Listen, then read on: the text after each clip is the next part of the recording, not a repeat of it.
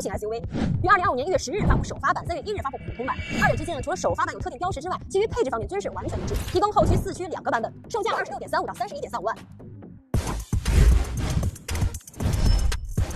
在外观方面，焕新 Model Y 前脸最大的变化就是采用了贯穿的3段式电间型车灯，整体的设计风格也换装了源自于 Cybertruck 的最新家族化设计。相较于老款车型，新车在视觉效果上会显得更为犀利，更具科技感。新车呢提供了5种车身颜色可以选择，除了免费的星空灰之外，珍珠白、冰河蓝需要多花8000元选装，而烈焰红和快银呢则是需要12000元来选装。再来看车侧的造型，则是基本延续了老款的设计，车身长度相较于老款车型增加了47毫米，其余的尺寸则是基本与老款车型保持了一致。此外呢，轮圈也提供19、20英寸可以选择，那20英寸的选装价格为8000块钱。作为一款中型 SUV 焕新 Model Y 在车身尺寸上的表现只能说是中规中矩，符合这一级别该有的正常水平。我们来看这台车的尾灯，那尾灯设计则是采用了特斯拉专利的慢反射技术，渐变的灯光效果很有新意和设计感，也受到了大多消费者的喜欢。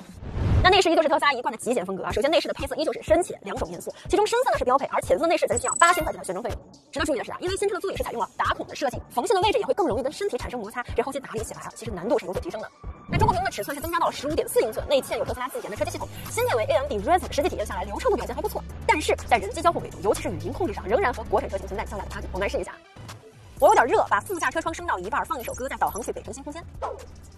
正在播放媒体。没错，特斯拉依旧不支持语音唤醒和连续性语音识别。不同于特斯拉其他的新款车型焕新 Model Y 是保留了转向拨杆，这明显是更符合咱们大多数消费者用车习惯的。但是呢，它还是取消了换挡拨杆，和焕新 Model 3一样，是集成在了中控屏幕上，采用触控式来换挡，这一点还是需要咱们消费者去适应一下的。在舒适性配置上，前排增加了座椅通风功能，后排增加了8英寸的触控屏，后排座椅靠背也支持电动调节和一键电动放倒功能。再把前排座椅调整成我个人合适的驾驶坐姿之后，这台焕新 Model Y 的2排空间表现如何？我们来看一下，这是腿部，也是头部。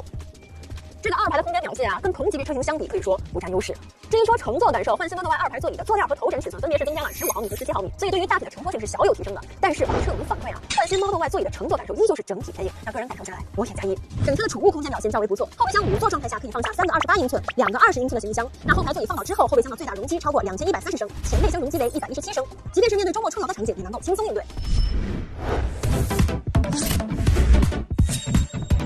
如今特斯拉 FSD 已经在全国开启推送。首先在硬件方面，焕新 Model Y 全系标配了特斯拉自研的 AI 4.0硬件，并且采用了纯视觉感知方案。这一点跟国内高阶智驾主流的多传感器融合感知方案很不一样。那懂车帝10的团队也在第一时间对 FSD 实际表现做了测试。就懂车帝实测来看，特斯拉 FSD 在跟随前车加减速、变道超车、障碍物绕行等基础维度表现还是不错的。但现阶段最大的问题在于不熟悉国内路况，比如说无法识别公交车道和非机动车道，还会出现压实线、变道等等问题。那就实际表现来说，特斯拉的 FSD 目前与国内头部智驾仍然存在着一定的差距。此外，6万4的选装价格对于车主来说依旧是一笔不小的花费。虽然近期官方推出了限时体验，但也只是针对部分车主，不知道这部分幸运观众会是谁呢？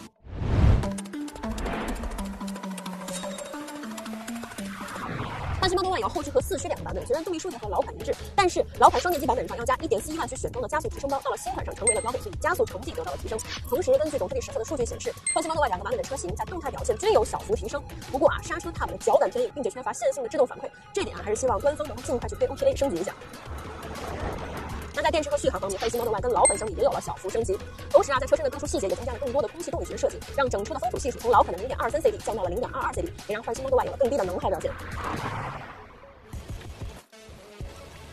特斯拉焕新 Model Y 全系仅有2个版本，拆下来看看差别在哪呢？除了电池和动力性能之外，唯一的区别就是后驱版车型音响系统为9扬声器，而4驱版车型则是为16扬声器。对于更多用于城市代步场景的消费者来说后驱版无论是动力还是续航的表现都足以满足日常所需了，而长续航全无驱动版则是更适合对于动力有更强需求或者是经常跑长途的消费者。此外根据官方 APP 我们可以查询到，截止到目前为止焕新 Model Y 后轮驱动版的交付周期为2到4周，而长续航全驱动版的交付周期则是需要6到10周。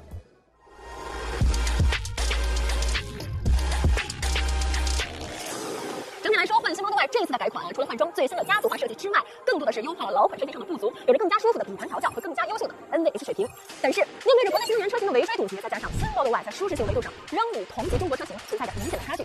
所以如果您买车的诉求是为了让一家老小有着舒舒服服的出行体验，那焕新 Model Y 并不适合您。反之，如果您想要一台基础素质不错且品牌认知度较高的电动车，那焕新 Model Y 会是一个不错的选择。